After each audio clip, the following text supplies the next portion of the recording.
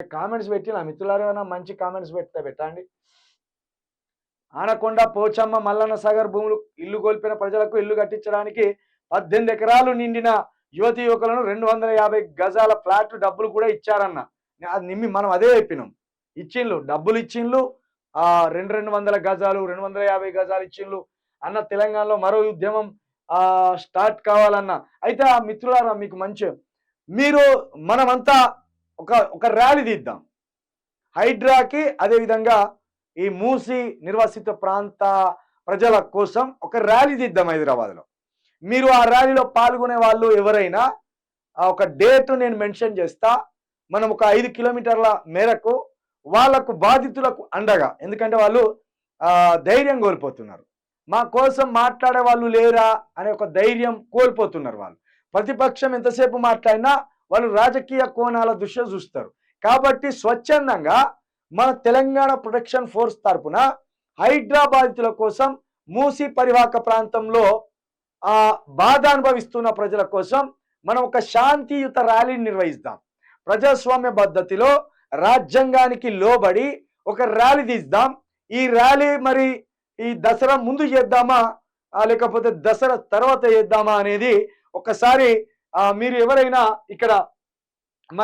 ఇక్కడ స్క్రీన్ మీద Telangana protection force 9704642961 ఈ నెంబర్కి మీరు ర్యాలీలో పాల్గొంటాం.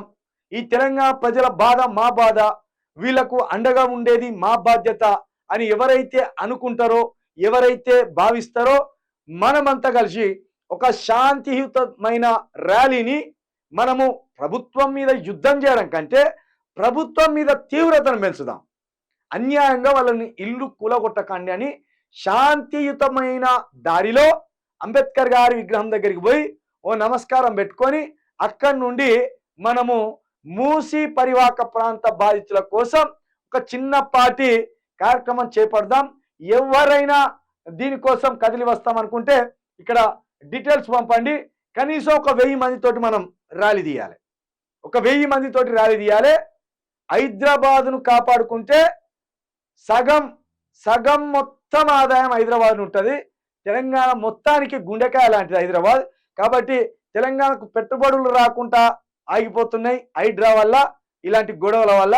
కాబట్టి ఈ ప్రభుత్వానికి సెగ తగలాలంటే మనలాంటి వాళ్ళు ఫీల్డ్లో ఉండాలి.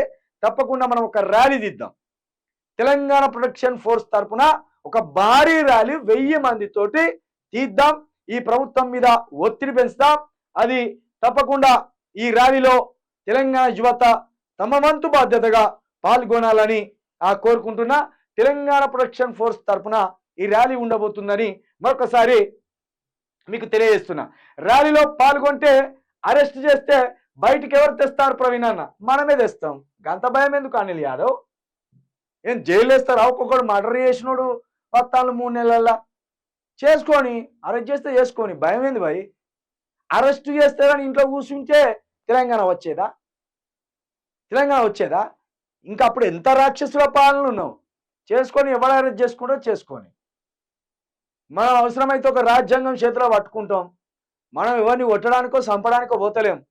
మా ప్రజలకు భరోసా కలిగించండి, మా ప్రజల బతుకుల మీద కొట్టకండి అని మాత్రమే ర్యాలీ దిద్దాం మనం. అది మన బాధ్యత. యువకులమే వృద్ధులలాగా వాడు అరెస్ట్ చేస్తాడని, వాడు జైల్లో వేస్తాడని కూర్చుంటే ఇక 418 హామీలు వచ్చినట్టే, మన తెలంగాణ ముందర పడ్డట్టే. లేనిపోని భయాలు పెట్టుకోకరు మీరు దయచేసి. అనిల్ యాదవ్ లేనిపోని భయాలు పెట్టుకోకండి. బయటికి ఎవరు తెస్తాడు? అంత అరెస్ట్ పోలీస్ స్టేషన్కి తరలిస్తారేమో, జైలు వేసి అంత గొడవలు చేస్తాను మనం. చేసుకొని ఎవరు చేస్తారో అరెస్ట్ చూద్దాం.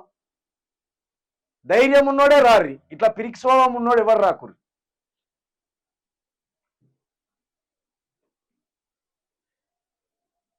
చిల్క ప్రవీణ్ అన్న హ్యాట్స్ ఆఫ్. కాంగ్రెస్ ప్రతిలో లందరూ దొంగలే. ఇక మిత్రులారా మరొకసారి చెప్తున్నా, తెలంగాణ ప్రొటెక్షన్ ఫోర్స్ ఎవరైనా జాయిన్ కావాలనుకుంటే, ఎవరైనా ఉద్యమంలో భాగం కావాలనుకుంటే, తెలంగాణ కోసం మా వంతు బాధ్యతగా మేము పని చేస్తామనుకుంటే మీ డీటెయిల్స్ పంపండి. అదేవిధంగా ఇక్కడ స్క్రీన్ మీద ఉన్న ఆ డీటెయిల్స్కి మీ వంతు ఆర్థిక సహాయం అందించాలని మరొకసారి మీ అందరినీ విజ్ఞప్తి చేస్తూ